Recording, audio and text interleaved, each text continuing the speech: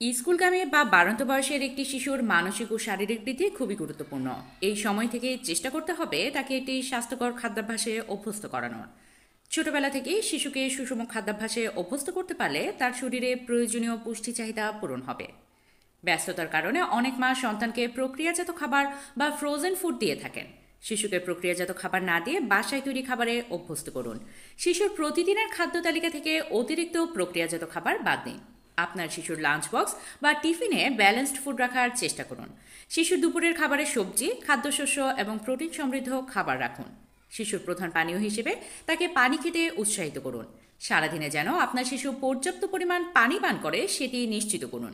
তাকে ঘরে তৈরি ফলের শরবত দিতে পারে, তবে বাজারে প্রক্রিয়াজাত জুস বা কোমল পানীয় পান করতে নিরুৎসাহিত করুন।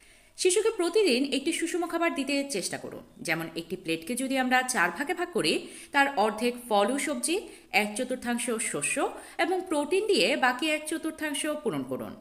শিশুকে প্রতিদিন অন্তত 1 ঘন্টা শারীরিক পরিশ্রম করতে দিন। তাকে মাঠে বা পার্কে নিয়ে খেলাধুলা করতে দিন বা দৌড়াদৌড়ি করতে দিন। শারীরিক পরিশ্রম করার ফলে তার ক্ষুধা লাগার প্রবণতা বৃদ্ধি পাবে এবং খাওয়ার প্রতি সে আগ্রহী হবে।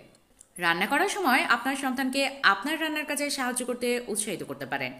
সন্তানের বয়সের উপযুক্ত যে কোনো কাজে সাহায্য করতে তাকে উৎসাহিত করুন। অনেক মায়েরাই সন্তানের ওজন বৃদ্ধি নিয়ে চিন্তিত হয়ে পড়েন এবং তাকে ওজন কমানোর ডায়েটে অভ্যস্ত করেন। আপনার ছোট্ট সোনামণিকে ওজন কমানোর ডায়েটে অভ্যস্ত না করে তাকে স্বাস্থ্যকর জীবনযাপনে উৎসাহিত করুন। আপনার সন্তানের খাদ্য তালিকায় পর্যাপ্ত প্রোটিন, আয়রন এবং ভিটামিন B12 নিশ্চিত করুন।